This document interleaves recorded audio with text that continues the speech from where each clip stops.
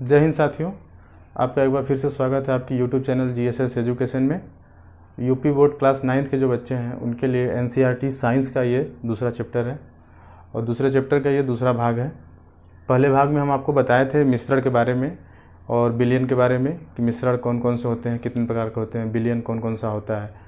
अभी जो ये दूसरा भाग है इसमें भी हम लोग जानते हैं कुछ ऐसे बिलियन हैं, उनके बारे में भी अध्ययन स्टार्ट करते हैं। जैसे पहला है, देखिए निलंबन। तो निलंबन होता क्या है? जैसे आप अभी पिछले वीडियो में देखे होंगे, उसमें बताए थे कि बिलियन क्या होता है। तो आपको पता होगा कि बिलियन क्या होता है, दो या दो से अधिक पदार्थों का समांगी मिश्रण जो होता है वो बिलियन कहलाता है। लेकिन अब यहाँ पे हम आपको निलंबन बताएंगे कि निलंबन में क्या होता है। देखिए ये भी एक प्रकार का बिलियन ही है, लेकिन मिश्रण ही है। इसमें होता क्या है कि यह एक विषमांगी मिश्रण है। क्या है? यह एक विषमांगी मिश्रण है। इसका मतलब आप समझ गए, मिश्रण का नाम आया मतलब आप समझ गए कि इसमें दो या दो से अधिक पदार्थ मिले होंगे। तो यह एक विषमांगी मिश्रण है जिसमें विलेय पदार्थ के कण घुलते नहीं हैं। देखिए अच्छा, अभी आपको हम बताए थे कि विलेय और विलेयता क्या होता है और जो है कि विलायक क्या होता है, तो विलयन क्या होता है, ये सब हम पिछला वीडियो में बताए हैं।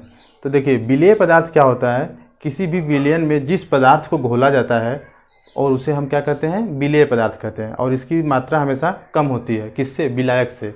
विलायक क्या होता है? जिसमें घोला जाता है उसे विलायक कहते हैं और जिसको घोला जाता है उसे विलेय कहते हैं। तो वही यहाँ पे देखिए क्या है कि निलंबन में क्या होता है, यह एक विषमांगी मिश्रण है जिसमें विलेय पदार्थ के कण घुलते नहीं है, बल्कि क्या होते हैं, माध्यम के समष्टि में निलंबित रहते हैं। निलंबित रहने का मतलब क्या होता है? जैसे देखिए आप उदाहरण में समझिए।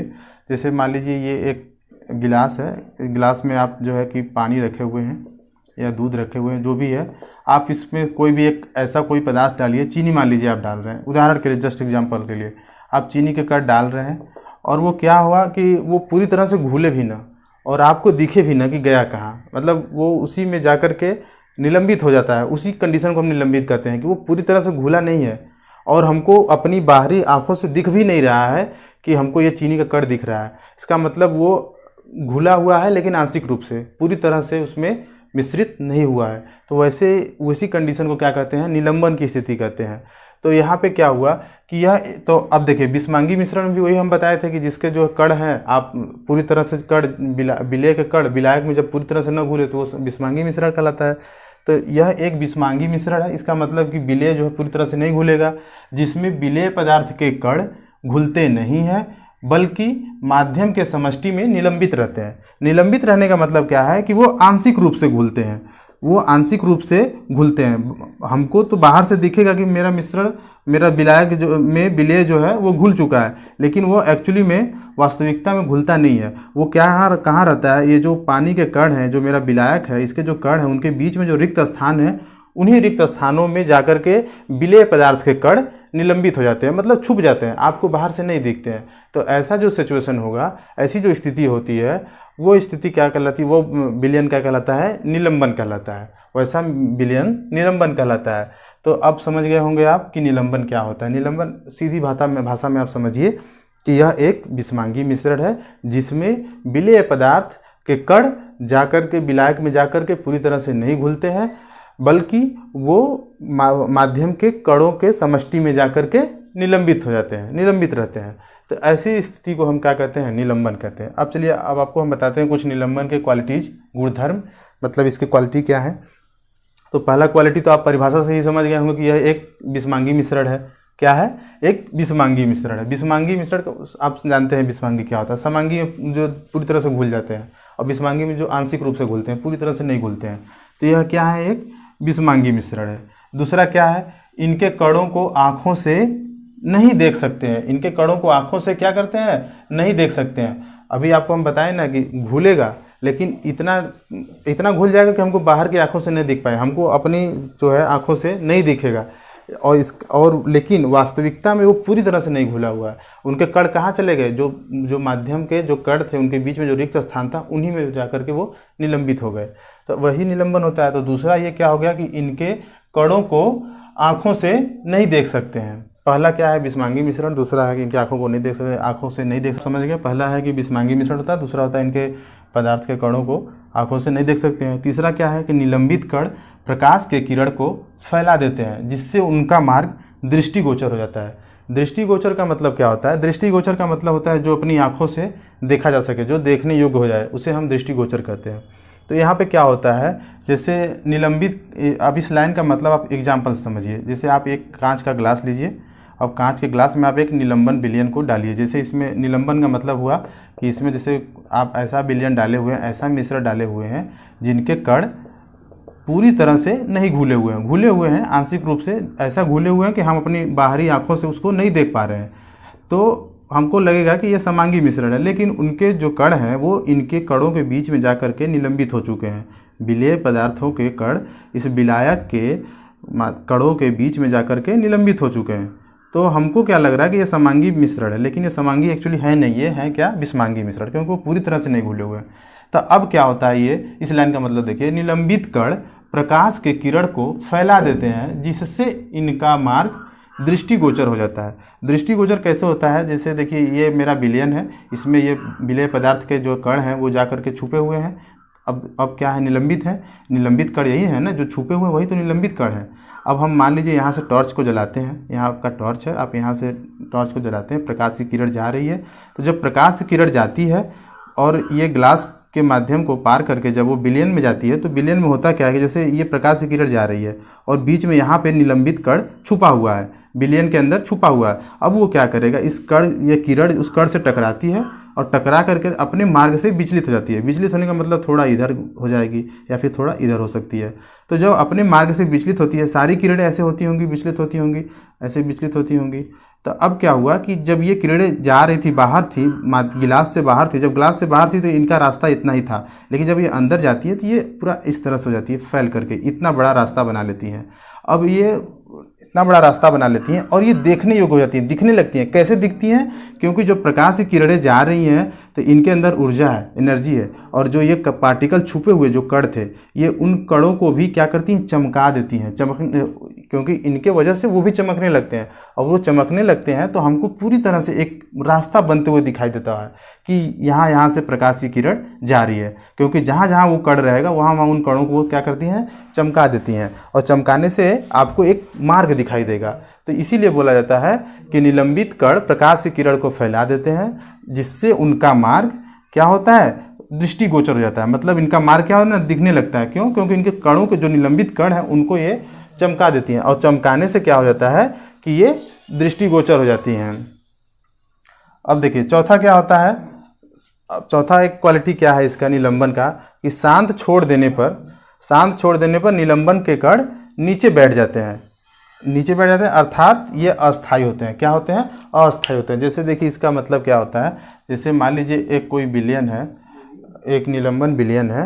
अब आप इसको गिलास में रखे हुए हैं, अब इसको आप कुछ देर के लिए छोड़ देते हैं। कुछ देर के लिए जब आप छोड़ देंगे तो क्या होगा कि जो इसका जो सतह है, नीचे का सतह है, इसमें इनके कण जो हैं, जो निलंबित कण थे, अभी आपको हम बताए थे निलंबित कण, तो वही निलंबित कण कुछ टाइम के बाद क्या होते हैं, नीचे बैठ जाते हैं, सरफेस पे बैठ जाते हैं। और सरफेस पे बैठने का मतलब क्या होता है कि ये विलयन जो था ये क्या कहलाएगा, अस्थायी कहलाएगा। अस्थायी कब होता है? अस्थायी तब होता है जब नहीं बैठता, लेकिन बैठ जा रहा है, इसका मतलब क्या है, ये अस्थायी है। क्या है? अस्थायी है।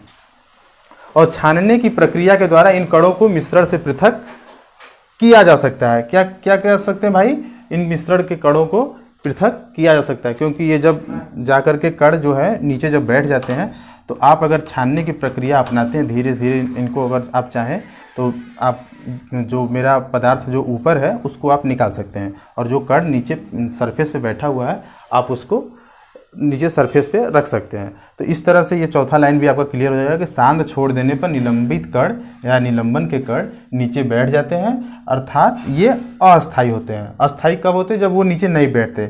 और छानने की प्रक्रिया के द्वारा इन कणों को मिश्रण से पृथक किया जा सकता है। ये हो गया आपका निलंबन। अब दूसरा क्या होता है, कोलाइडल विलयन। अब आप निलंबन के बारे में समझ गए होंगे। अब देखिए कोलाइडल भी एक विलयन होता है, जिस तरह से निलंबन एक विलयन होता है, इसी तरह से कोलाइडल भी एक विलयन होता है। इसमें क्या होता है कि कोलाइडल के कण क्या होते हैं, कोलाइडल के कण विलयन में समान रूप से फैले होते हैं। क्या होते हैं? समान रूप से फैले होते हैं। जैसे देखिए समान रूप से कैसे फैले होते हैं, जैसे मतलब मान लीजिए आप एक कोई मिश्रण है आपका, विलयन है आपका, एक गिलास में रखे हुए हैं, ये पूरा यहाँ तक भरा हुआ है, ठीक, यहाँ तक भरा हुआ है। तो इसके कहने का मतलब कोलाइडल कब होगा? कोलाइडल में क्या होता है, जैसे मान लीजिए इसमें कोई भी हम, ये एक मेरा विलायक था और इसमें कोई भी एक विलेय पदार्थ हम डाले हुए हैं, तो जो विलेय पदार्थ के कण हैं ये पूरे विलयन में समान रूप से फैले होते हैं। ये ऐसा नहीं कि यहीं पे ज़्यादा फैले हैं यहाँ पे कम है, ऐसा नहीं है, पूरे विलयन में ये समान रूप से फैले होते हैं। और क्या होता है, फैले होते हैं। निलंबन की अपेक्षा कणों के आकार बहुत छोटा होने के कारण यह मिश्रण समांगी प्रतीत होते हैं। कैसे प्रतीत होते हैं? समांगी। क्यों? क्योंकि जो निलंबन आप देखे थे, निलंबन में भी वही सिचुएशन था कि मुझसे कण जो है पूरी तरह से नहीं घुल रहे थे, लेकिन यहाँ भी क्या है कि इनके कण जो है निलंबन से भी छोटा हो जा रहे हैं। निलंबन में जो भी कणों की साइज रही होगी उससे भी अत्यंत छोटे हो जा रहे हैं। तो जब वैसा हो जाएगा तो हमको क्या लगेगा कि विलयन मेरा समांगी है। वही ये बात बता रहा है कि कोलाइडल के कण विलयन में समान रूप से फैले होते हैं। निलंबन की अपेक्षा कणों के आकार बहुत छोटा होने के कारण यह मिश्रण समांगी प्रतीत होता है, लेकिन वास्तविकता में समांगी है नहीं। क्यों? क्योंकि लेकिन ये वास्तविकता में समांगी विलयन विषमांगी होता है, समांगी नहीं होता है। तो वही बात है कि कोलाइडल में क्या होता है कि इनके जो कण होते हैं ये निलंबन की तुलना में बहुत छोटे होते हैं, निलंबन से भी छोटा होते हैं। इसलिए हमको क्या लगता है कि ये मेरा मिश्रण समांगी विलयन है, लेकिन एक्चुअली में ये समांगी नहीं होते हैं, ये विषमांगी विलयन होते हैं। तो आप समझ गए कि निलंबन भी एक विषमांगी मिश्रण है और कोलाइडल भी एक क्या है, विषमांगी विलयन है। तो कोलाइडल के कण विलयन में समान रूप से फैले होते हैं। निलंबन की अपेक्षा कणों के आकार बहुत छोटा होने के कारण यह मिश्रण समांगी प्रतीत होता है, लेकिन वास्तविकता में यह विलयन विषमांगी होता है। जैसे कि दूध। अब दूध का आप उदाहरण लीजिए, जैसे दूध में आप देखेंगे प्रोटीन भी है, उसमें विटामिन भी है, बहुत सारा उसमें जो है खनिज लवण, बहुत सारी चीज़ें उसमें है दूध में, लेकिन फैट है, लेकिन आपको दिखता तो नहीं है, आपको बस दिखता दूध है। आपको थोड़ी पता है कि आप देख पाते हैं कि ये मेरा दूध है तो इसमें दूध में ये मेरा फैट है, ये प्रोटीन है, ये विटामिन है, ऐसे तो नहीं दिखता है। तो वो क्या है, वो भी कण है। क्योंकि घी आप देखे होंगे, जो घी है वो फैट ही तो है, वो वसा ही तो है। वो कैसे निकलता है? दूध में से ही तो निकलता है। दही को बना करके दूध निकालने से घी निकलता है, मक्खन निकलता है। वो निकलता है, इसका मतलब वो उसी में था, दूध में ही था, तभी तो वो निकल रहा है। कोई चीज़ कहीं से निकल रहा है, इसका मतलब वो पहले से वहाँ एग्जिस्ट करता था, वहाँ है तभी तो निकल रहा है। तो दूध में पहले से ही मक्खन है तभी तो निकल रहा है, लेकिन हमको दिख नहीं रहा था। तो नहीं दिख रहा था, इसका मतलब वो हमको क्या लग रहा था कि समांगी मिश्रण। क्यों? क्योंकि उनके जो कण हैं इतने छोटे हैं कि हमको जब वो दूध में थे तो हमको नहीं दिख रहे थे हमारी आंखों से, इसलिए वो विलयन क्या कहलाएगा? कोलाइडल विलयन कहलाएगा। तो अब आप समझ गए होंगे कि निलंबन विलयन और कोलाइडल विलयन क्या होता है। तो चलिए अब हम जानते हैं कोलाइडल विलयन के गुणधर्म क्या होते हैं। जैसे आप इसके निलंबन के गुणधर्म जाने थे, उस तरह से अब हम जानते हैं कोलाइडल के गुणधर्म क्या होते हैं। चलिए बच्चों, अब जानते हैं हम लोग कोलाइडल के गुणधर्म क्या होते हैं। अभी आपने देखा कि कोलाइडल क्या होता है, अब हम लोग जानते हैं कोलाइडल के गुणधर्म क्या होते हैं। तो पहला गुणधर्म इसका क्या है, पहला क्वालिटी क्या है? यह एक विषमांगी मिश्रण है। अभी आपको पता चला कि कैसे विषमांगी मिश्रण है। अभी आपको हम बताएं ना कि कोलाइडल में क्या होता है, इसमें भी जो पदार्थ होता है, अवयव होता है, वो पूरी तरह से नहीं घुला होता है।